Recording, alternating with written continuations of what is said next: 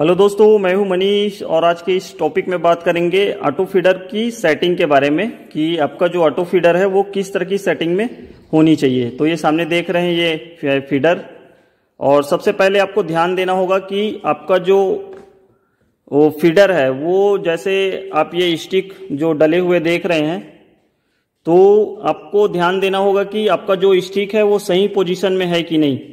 मतलब देखें तो ये आपका जो पीछे की तरफ होगा वो थोड़ा सा डाउन होगा, ये थोड़ा सा नीचे रहना चाहिए, और सामने का पोजीशन है वो थोड़ा सा हल्का सा 2-4 mm आपको ऊपर रखना है। आप देख रहे हैं, पूरा आपको दिख रहा होगा। और सेकंड, अगर ये आपका सेटिंग नहीं है तो यहाँ पर एक बोल्ट है, एक बोल्ट से आप ऊपर नीचे कर लीजिए। और सेकंड चीज है कि आपका जो ये फीडर है वो एक हमारे जो ऑन ऑफ वाला सिस्टम होता है उनसे प्रॉपर ये मैच करना चाहिए। जैसे कि आप देख रहे हैं, तो ये प्रॉपर इनके होल के बीच में ये होनी चाहिए। तो ये चीज़ आप ध्यान रखें। और उसके बाद बहुत लोगों का प्रॉब्लम होता है कि उनकी स्टिक जो है बीच से टूट जाती है और जो है नीचे 2-3 स्टिक आके रुक जाता है। तो उनका कारण मैं बताता हूँ। स्टिक मैं थोड़ा निकाल लेता हूं ताकि समझ में आए आपको। उसमें आप देखेंगे कि एक छोटा सा यहाँ पे बोल्ट लगा होता है। तो अगर आपकी स्टिक जो है कट रही है, मतलब बीच से टूट रही है, तो आपको हल्का सा इसे पीछे लेना है 2 से 3 mm। अगर आपका स्टिक जो है नीचे की तरफ बैठ रही है, मतलब नीचे 2-3 स्टिक आके रुक जाता है, तो उसके लिए आपको इसको थोड़ा सा 2 से 3 mm अब बढ़ाना है। कभी कभी क्या होता है कि जो फीडर है कंटिन्यू चलते चलते ये जो पोजीशन होता है ये थोड़ा सा इसमें गैप आने लग जाते हैं, तो ये ध्यान दीजिए आप। और उसके बाद एक चरखी जो लगी होती है इसमें, और इसमें आप देखेंगी एक छोटा सा ब्लेड जो है लगा होता है। मैं दिखाता हूँ।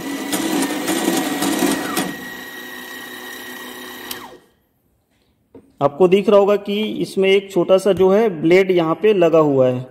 तो इस ब्लेड को आपको ध्यान देना है कि ये कहीं चलते चलते घिस तो नहीं गया है।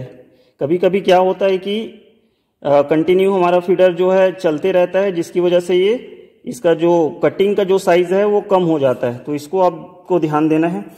और उसके बाद है हमारा ये पट्टी, जो ये पट्टी लगी हुई है वो जस्ट आपके जो रोलर्स हैं उसके जस्ट नीचे में ये होना चाहिए। और आपको ध्यान देना होगा कि आपका जो रोलर है वो सही तरह से चल रहा है कि नहीं। जैसे कि दिखा रहा हूं मैं आपको, ये जो रोलर है वो प्रॉपर चल रहा है कि नहीं, आपको ध्यान देना है। और उसके बाद है ये स्प्रिंग लगी होती है, तो इस स्प्रिंग को भी आपको देखना है कि ये जो हमारी आई बोल्ट है वो आई बोल्ट से मिनिमम 1/2 इंच ये नीचे रहनी चाहिए, ताकि क्या होगा, जो स्टिक आपका जो नीचे आएगा वो यहीं से उठ के फिर वो आगे की तरफ बढ़ेगा। तो इसको भी आपको ध्यान देना है। उसके बाद हम ये स्टिक जो है डाल लेते हैं।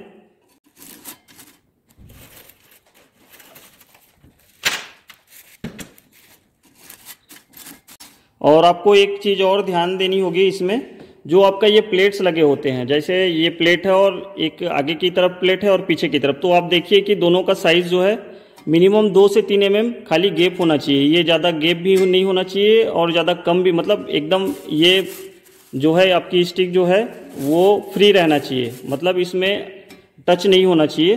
तो इसका भी आप ध्यान रखें। और उसके बाद मैं थोड़ा सा रनिंग करके दिखाता हूँ आपको। सबसे पहले आप मशीन जब स्टार्ट करते हैं तो आप 1 या 2 स्टिक से पहले ट्राई कीजिए।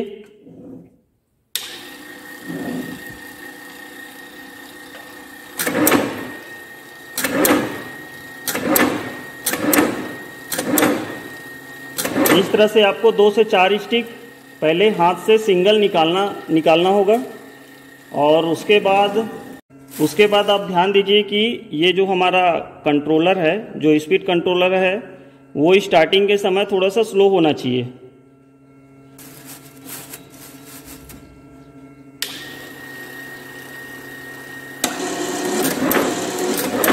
इस तरह से आप पहले स्लो में चलाइए और जब ये थोड़ा सा चलने लग जाए तो आपको धीरे धीरे इसको बढ़ा लेना है। फिर आपका स्टिक जो है कभी प्रॉब्लम नहीं करेगा और ये आपका फीडर जो है अच्छे से चलेगा।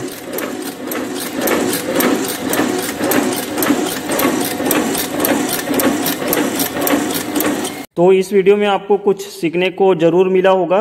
अगर आपके मशीन में और कोई प्रॉब्लम्स है तो कमेंट करके आप ज़रूर बताइए और हमारे इस चैनल को आप सब्सक्राइब ज़रूर कीजिए ताकि अगरबत्ती मशीन से रिलेटेड जो इन्फॉर्मेशन है उनके बारे में प्रॉपर आपको वीडियो मिलती रहेगी।